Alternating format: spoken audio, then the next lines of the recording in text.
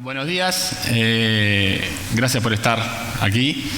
Un poco esta charla es una charla que yo di interna en el equipo de GeneXus hace un tiempo y viene motivada por muchas preguntas que recibo de diferentes ámbitos, ya sea internos o también proveedores, etcétera, etcétera, que básicamente responde a decir qué pasa con GeneXus y Big Data, qué pasa con GeneXus y Microservices o GeneXus Internet de las Cosas, etcétera, etcétera.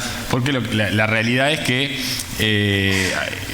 cuando me dicen qué pasa, inclusive algunos me dicen GeneXus es Big Data o GeneXus es tal cosa, o sea, como que aquello, no sé si alguno estuvo en la charla de Eduardo Mangarelli, que nosotros nos queda muy cómodo encasillar algo que es o no es, y entonces lo sacamos o lo tomamos.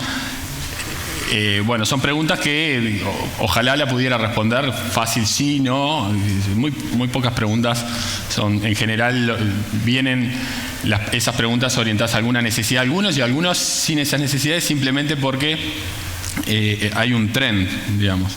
Este señor es Richard Feynman, yo soy bastante fanático de él. En realidad es un físico que ha sido un físico, fue un físico muy importante relacionado con viajes a las estrellas, etcétera, etcétera, con muchas cosas. Pero entre otras cosas, una de las cosas que tenía muy importante a Richard Feynman, por lo cual yo lo sigo, es el tema de la educación. El tema de cómo enseñamos. De hecho, fue un profesor que fue a Brasil y cambió pila de cosas, además de disfrutar mucho del carnaval. Y los libros de él están muy buenos, pero realmente Richard Feynman lo que decía, tiene muchas frases hechas, pero realmente lo seguía con su vida y la forma de cómo enseñar. Era totalmente diferente a cómo se enseña hoy, inclusive hasta el día de hoy en las escuelas, en las universidades, y bueno, toda su obra de cómo enseñar estaba muy buena. Y yo sigo varias frases, me hizo acordar ese tipo de cosas. Cuando me preguntan así, es de las cosas que él contaba cuando el padre le decía: mira, no importa cómo se llama el pájaro, porque todos mis compañeros saben cómo se llaman los pájaros y yo no sé cómo se llaman los pájaros, pero vos, le decía el padre, y por eso decía que él lo aprendió desde muy chiquito, saber cómo se llamaban las cosas, el significado de las cosas. No importa, no te preocupes por los nombres, preocupate de tratar de entender el para qué, de qué es lo que hacen. Vos sabés, el pájaro aquel, cuando fuimos al campo, lo que hacía, ¿qué hacía? Bueno, llevaba. O sea, Richard Feynman desde chiquito fue un tipo muy pragmático y que quería ver la realidad, y de hecho cuestionó libros de física, y bueno, cuando iba a subir en la universidad le decían: señor, va a hablar de este libro. Le tenían miedo, digamos, porque sabían que él había probado las cosas antes de hablar de ellas. Nosotros en Artech somos bastante de no decir somos esto o no somos esto, y sin embargo nosotros no es que ignoramos los trends, sino que los miramos desde una visión de cosas que han pasado 30 años desde que Nicolás y Brogan arrancaron con todo esto. Entonces no podemos decir: señores, las bases de datos relacionales no sirven más, señores, esto es esto, porque en realidad no solo yo viví alguna parte de esa historia, por suerte, muchos de ustedes vivieron otra parte, muchos, no sé, Daniel está ahí, que vivió toda la historia. Entonces a veces como que uno habla sin saber, que eso es un poco lo que habla Richard Feynman. Y yo no quiero en esta charla, no voy a dar ninguna definición porque no me gusta dar definiciones, y lo único que los quiero dejar es pensando en diferentes áreas y bueno, poner un poco del pero, o poner en cuestión algunas cosas que se dicen al pasar sin eventualmente uno no haberlas vivido. Y bueno, nosotros creemos que en GeneXus tenemos mucha gente, que nos comunica mucha gente, y que bueno, que podemos tener una mirada diferente, y eso es lo que querías dar. Un poco esto, los trends se miden así. Esto es lo que hace Gartner, ¿no? Es decir, si ustedes van al web, y de lo que se habla es de lo que está acá, digamos, cosas que están acá. Entonces, si hoy van a ver esta curva de qué pasa con las tendencias, primero hay algo que la dispara, y bueno, cuando están acá todo el mundo está hablando de eso. Entonces, ¿cuáles son las tendencias hoy? Todo el mundo está hablando de Internet of Things, todo el mundo estaba hablando de Big Data, todo el mundo estaba hablando, obviamente el cloud ya pasó la curva y empezó a tener un grado de productividad en la otra parte de la curva, pero todo el mundo estaba hablando de diseño wearables, impresoras 3D. Yo no voy a decir acá que alguna de esas no va a fracasar, pero alguna de todas esas no va a ser tanto como la imaginábamos. Después nos vamos a desilusionar, esto no era tanto así. Bueno, esa es la curva que siguen tanto. Y muchas de esas cosas que parecen espectaculares, en algún momento, si nosotros, entre comillas, perdimos el tiempo, después no pasó nada y decimos, bueno, por suerte no me subí en aquello, porque si no, hubiese gastado bastante de mi tiempo pensando y trabajando para luego desilusionarme y ver que nunca logró llegar al grado de productividad que se prometía, se esperaba. Pero sin embargo hay que estar atentos a todas estas cosas. De hecho, yo creo que todas estas tendencias, Internet of Things, Cloud, Big Data, NewSQL, Microservices, como son tan fuertes, tienen algo que van a dejar. Capaz que no tal cual lo están diciendo, pero tienen algo para dejar y tienen algo para mirar. Ahí puse NewSQL, en realidad me equivoqué, lo que quería poner era NoSQL, porque es lo que vamos a estar hablando y esa va a ser básicamente la conclusión, pero bueno. Lo primero del cloud vamos a hacerlo rapidito, es decir, no voy a estar diciendo que aquí que las arquitecturas llevadas al cloud van a ser importantes y que todas las partes de servicios van a ser importantes. Simplemente lo que quiero decir acá es, claramente vamos hacia un mundo en donde pasamos de un infrastructure as a service a un platform as a service. Entonces, en el mediano y largo plazo, tanto las empresas en sus sistemas internos como en la nube pública vamos a estar trabajando en paz. O sea, yo ya no quiero decir cómo va a ser mi arquitectura, quiero decir qué es lo que yo quiero de mi arquitectura, yo no quiero estar diciendo, mira, yo quiero tener, inclusive no voy a hablar de escalabilidad, voy a hablar de, yo quiero tener esta performance para mi usuario y luego la escalabilidad es simplemente una consecuencia de tratar de mantener esa performance con mi arquitectura. ¿Ok? Entonces, dicen, no, yo lo que quiero es escalar. No, lo que vos querés es, en realidad, en general, capaz que algunos quieren escalar por escalar, pero en general quieren responder bien a la experiencia de usuario, quieren responder bien un request y que sea rápido. Si para eso luego yo tengo que poner más servidores, horizontales, verticales, lo que sea, como escalar, quiero escalar para seguir manteniendo esa performance. Eso es escalabilidad. Entonces, vamos a ir claramente un paso. Y si ustedes vieron seguramente los diferentes vendors de estas cosas, antes las charlas de cloud estaban orientadas, te vendo cómputo, te vendo cache, y ahora te vendo analytics, bueno, están cambiando esas cosas. Creo que todas estas cosas las vamos a estar incorporando en nuestros sistemas y en nuestras arquitecturas. Lo que significa en nuestras aplicaciones desde el punto de arquitectura, cosas como Machine Learning, que ahora nos los dan con modelos, y eso son básicamente llamadas a servicio. Y lo otro también es consumo de servicios, consumos de diferentes cosas como analytics, etcétera. Pero no quiero andar mucho en esto porque, digamos, en este evento la tuve que cambiar esto porque esto realmente ya se habló mucho y no quiero. Creo que lo que vamos a pasar es, en vez de decir implementar nuestras arquitecturas, vamos a ir a un Bluemix, por ejemplo, y le vamos a decir, vamos a ir a una nube de SAP y le vamos a decir configurar qué es lo que queremos, y alguien va a estar diciendo, bueno, acá entonces para esto necesito poner 2 servidores, un load balancer, etcétera, ¿no? O sea, necesitas notificaciones, etcétera. Todo eso, hoy me dijo Nicolás Cardellino que no dije tantas veces etcétera, pero lo estoy diciendo como 20 veces. Si está el Nicolás por ahí me va a matar, pero bueno. Hay muchísimas cosas para setear que voy a estar configurando en vez de ir diciendo implementando. Entonces, de ahí la importancia de todas las cosas como DevOps. Bueno, el otro tema que es Big Data, y no voy a definir con el tema de las B y todas las cosas de Big Data. Y cuando alguien habla de Big Data, lo único que quiero que piensen es que una arquitectura de Big Data pueden estar hablando de cualquiera de estas cosas. Pueden estar hablando desde alguien que está computando algo muy pesado hasta alguien que está hablando de una base no relacional, pasando por diferentes tipos de consumos, diferentes hardware. Entonces alguien te dice, bueno, ¿qué pasa con SAP HANA? Y entonces SAP dice SAP HANA es Big Data, y en cierta forma todo podemos decir que casi todo es Big Data, porque toca con algo, en realidad me integré con algo, y bueno, yo creo que todos nos vamos a integrar en ambientes de Big Data en el corto o mediano plazo, pero muchas realidades mías no son Big Data. aunque suene que no estoy en el tren, digo, lamentablemente algunas cosas no son Big Data. Voy a hablar de unas cosas que nos tocan a nosotros muy de cerca, que es todo el tema de la parte por ahí, lo que le llaman content format. Nosotros podríamos llamarlo data sources, pero eso le llaman otra cosa en Big Data, que es el content format, de decir, bueno, se habla muchas cosas estructuradas, no estructuradas, documentales, etcétera, y ahí viene lo de perdón, esto por no la practiqué tanto, pero antes de esto, antes de Big Data, lo que les estaba diciendo, pueden estar hablando de dos cosas, pero si quieren identificar de qué están hablando, primero pregunten si quieren. Están especializándose en el cómputo, porque el Big no viene solo del data, y eso es muy confuso.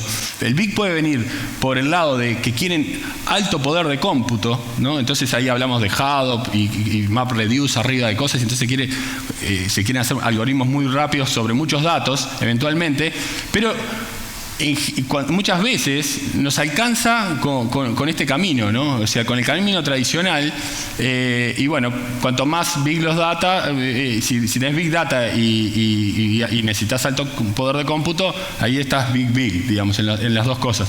Pero muchas veces gente nos pregunta cosas que en realidad se resuelven con arquitecturas clásicas y no vale la pena estar preocupándose de mucho. Y capaz que uno puede, lo que decía antes, perder un poco el tiempo, porque esto está evolucionando muy rápido en todas las líneas. En todas esas capas está evolucionando muy rápido, entonces capaz que nos ahorramos un tiempo esperando algunas cosas.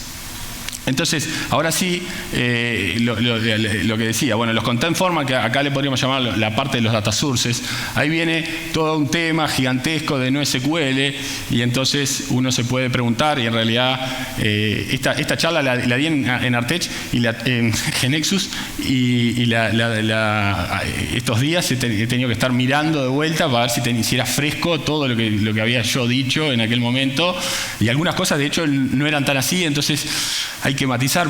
Por eso es lo que le digo, es de un dinamismo bastante importante. Esta es una pregunta que está en Stack Overflow. ¿Por qué NoSQL es más rápido que SQL? Y esta cosa da por entendido un conjunto de cosas que bueno, obviamente lo matan, ¿no? Después abajo, y de hecho la respuesta es esto no es así. O sea, esto todo depende de muchas cosas, muchas variables, y del para qué lo quiero usar.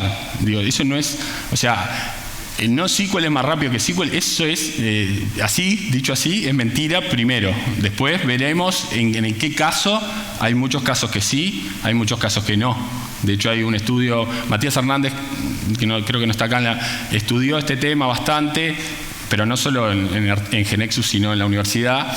Y bueno, hay un papers en donde da, por ejemplo, MapReduce arriba Hadoop más lento que MySQL en muchos casos, en muchísimos casos. Entonces, no nos engañemos con el tren de esto es más rápido. Depende, y además, luego está el tema de, está claro, esas cosas son read, son write. ¿Qué quiero? ¿Qué estoy tratando de resolver? Depende de muchas cosas. Y cuando me están hablando de NoSQL, ¿de qué me están hablando? Me están hablando de una base de datos que es de un grafo, me están hablando de orientado a rows o a columnas, me están hablando simplemente de un key value, o sea, una base tipo Redis o main cached, que en donde salvo un dato y tengo el valor, que es muy atractivo porque es muy sencillo. Dice, ¿cómo todo? Estuvimos 20 años trabajando y no nos dimos cuenta que era más fácil clave o valor que una base de datos relacional. O me están hablando de una base de datos documental orientada a lo que fue Big Table de Google para resolver el caso del search documental. En lo cual, obviamente, prefiero una base de datos documental que una base de datos no relacional. Bueno, entonces la respuesta a eso es depende, y hay que pensar y hay que mirar el caso y hay que buscar la información necesaria para el caso que nos están planteando. Yo no tengo una respuesta, pero lo que sí les digo es que no es verdad que sea más rápido en todos los casos. De hecho, nosotros alguna vez hicimos pruebas internas hasta de base de conocimiento y nos daba hasta más lento en un MongoDB que en la base de datos relacional. ¿Por qué? Porque el caso que teníamos no era para usar eso, digamos.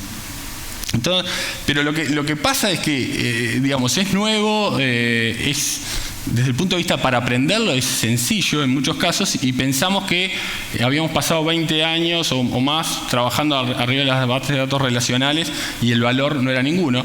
Lo que hay que saber es que mucha gente, hay que tener muchísimo cuidado porque una de las cosas que habla del NoSQL, seguramente han escuchado del eventualmente consistente, y el eventualmente consistente es un eufemismo básicamente para decir esto no es correcto, o sea, vamos a tener datos no correctos, ¿ok? Entonces, si yo estoy eventualmente en el área de manejo de dinero, si yo digo eso, alguien se enseñó, vamos a hacer un sistema en donde vamos a manejar su dinero y los datos no van a ser consistentes, o sea, van a estar mal, digamos, en algún caso. Y bueno, puede estar, alguien lo puede soportar. De hecho, Amazon soporta NoSQL databases, pero lo puede bancar si hay equivocaciones. Y hay startups que no lo pudieron bancar, y hay varias que utilizaron esto para manejar bitcoins. Después miren los casos y vean cuán reales hay, y esto es unas súper discusiones, pero la verdad que se fundieron las empresas, eso es un fact.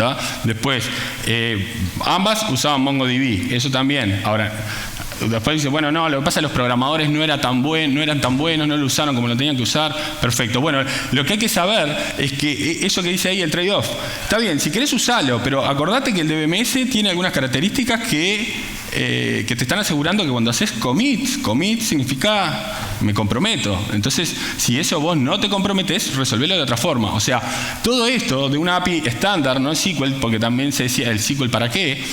No lo usas, bueno, vas a tener que tener vas a tener que hacer tu API, vas a tener que manejar las transacciones, cómo vas a manejar las optimizaciones con el paso del tiempo, y vas a tener que resolver vos cómo navegar los datos, y Dios te ayude si te arman inconsistencias en eso. Entonces, ojo, capaz que estoy con un speech, una charla que parece que le estoy dando todo lo palo. No, tiene muchísimas cosas buenas, sobre todo en lo que es la escritura, etcétera, etcétera. Pero de hecho me parece tan bueno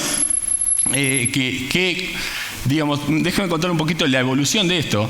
Nosotros hemos evolucionado una cosa que primero teníamos toda una máquina y no escalábamos. O sea, lo que uno siempre nos decía es no escalábamos. Básicamente, otra vez, llegó la performance, no teníamos performance, no nos podía responder tantos clientes. Después creamos un servidor de base de datos, después no nos alcanzaba, hicimos la base de datos más grande, después pusimos servicios, los balance en el medio para que distribuyan, etcétera, etcétera.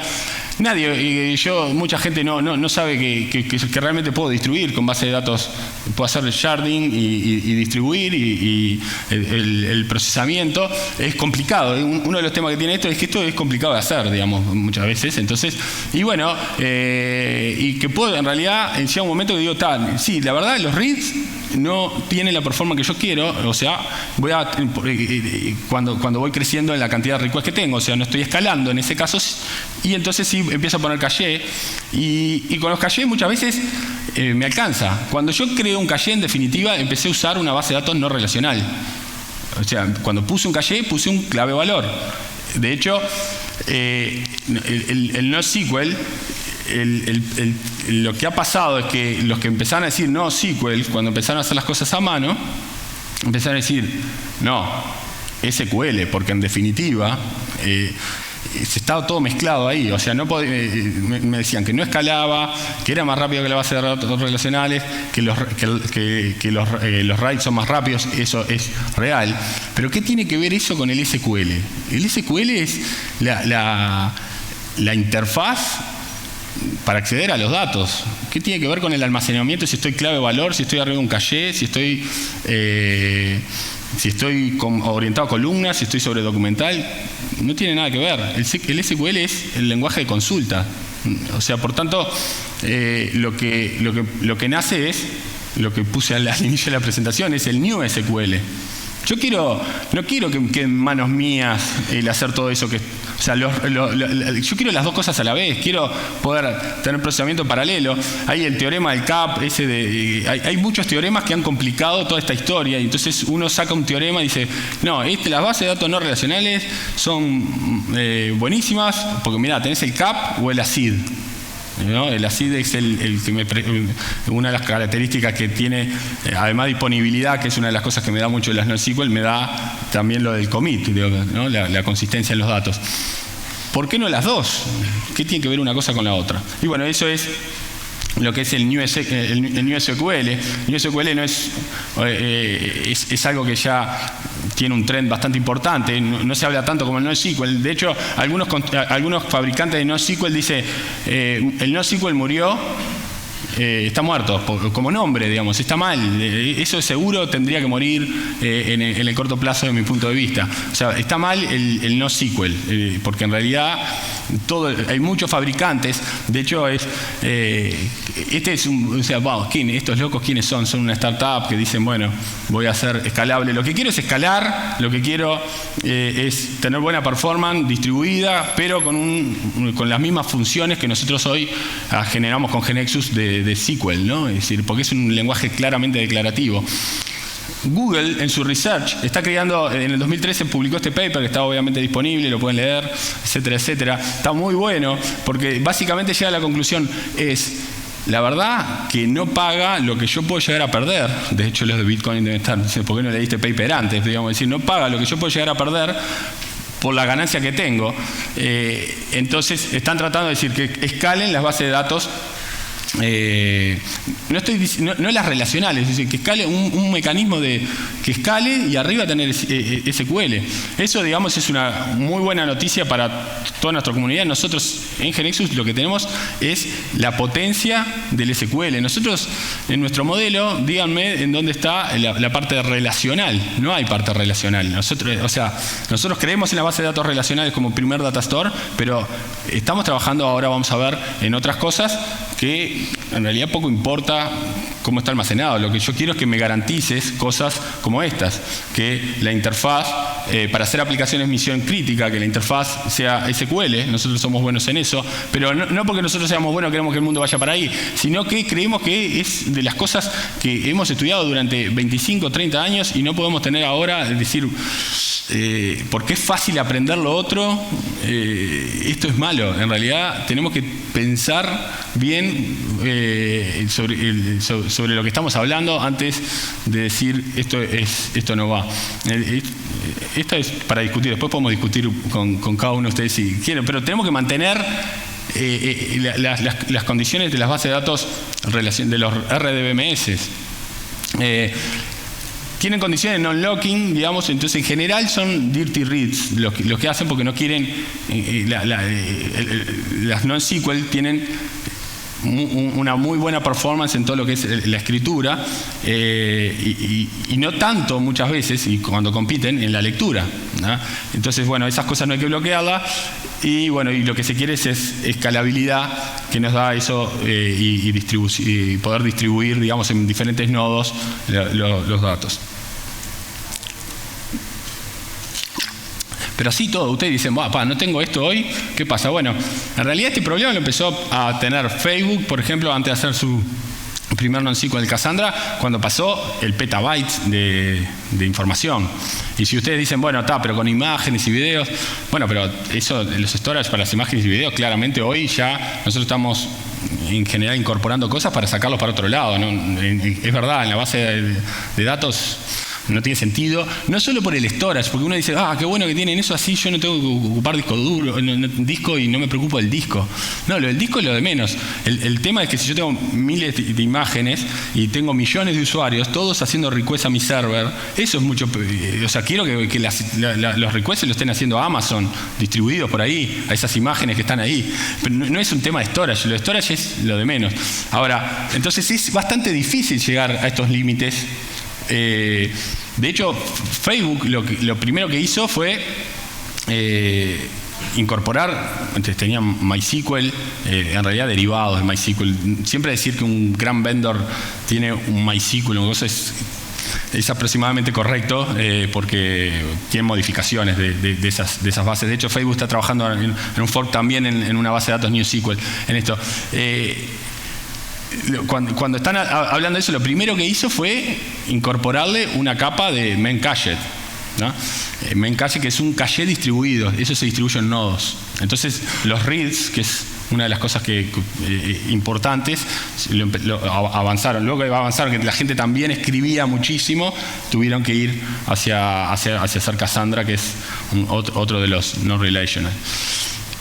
Pero veamos un poquito GeneXus, si bien esta no es orientada a GeneXus en sí, es decir, señores, Key Values, databases, Redis, Memcached son bases de datos considerados no relacionales y ya las podemos usar.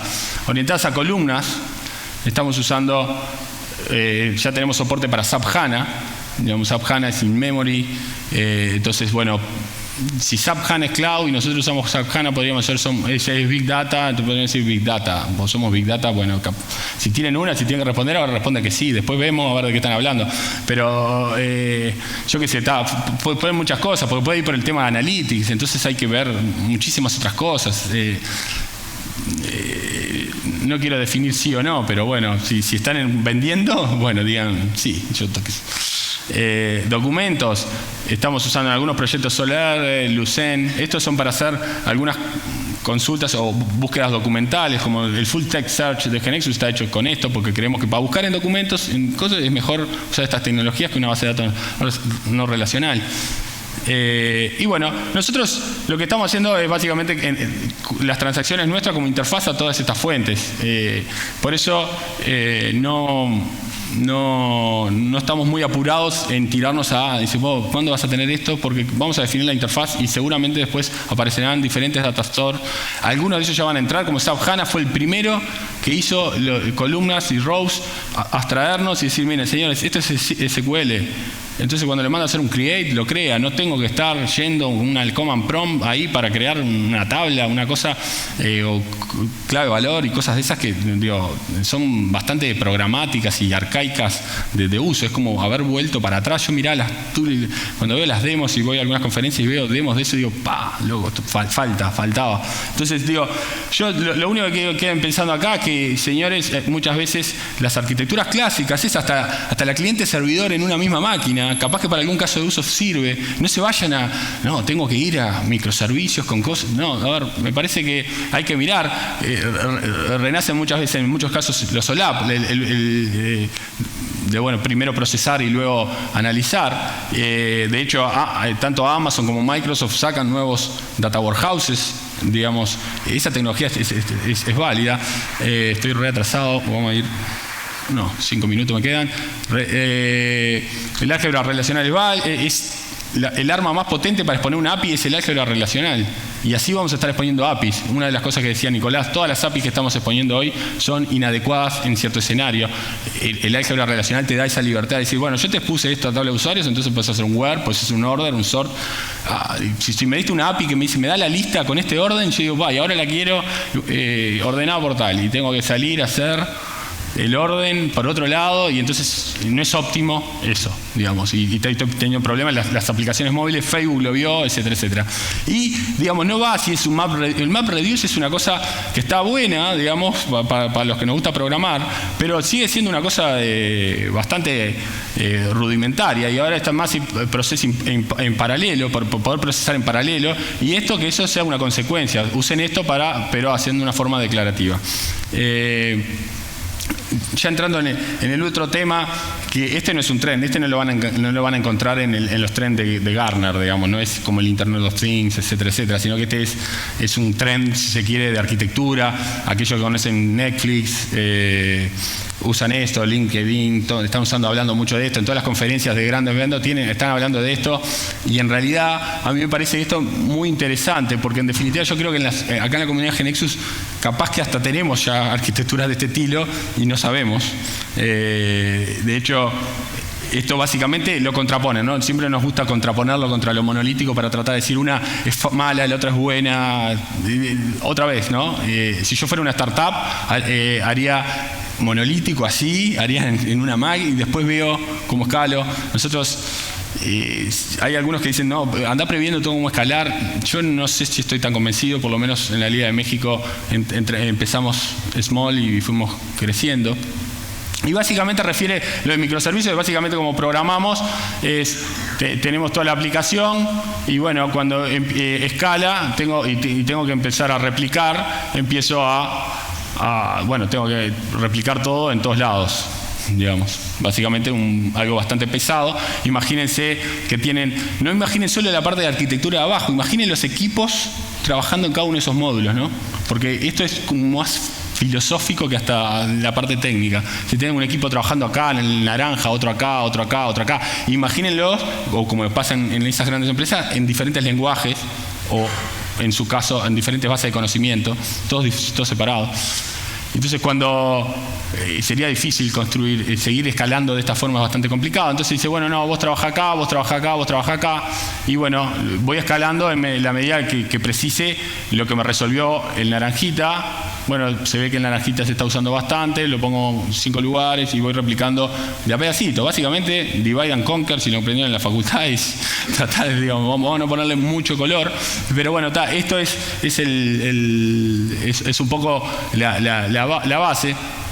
Y cuando me mostrás esto, enseguida empezamos 700 preguntas. Dice, no, lo que pasa es que, ¿cómo comparten los datos?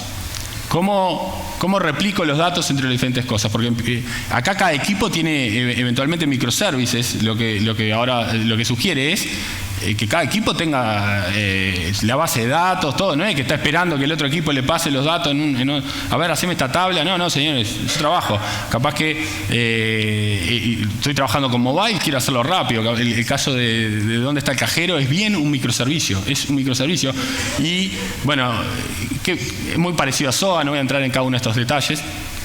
Pero una cosa que está entretenida y para nosotros, y de hecho la charla de Marco Vejere del año pasado, que nos decía, nosotros estamos orientando a resolver cada una de las partes del negocio en Bantotal, por si cada una de las partes del negocio. Y esto resuelve una parte del negocio. El microservice también es un nombre bastante confuso porque alguien lo piensa como un servicito chiquitito, parecido al web service, pero más chiquito todavía. No, es muchísimo más grande que un web service.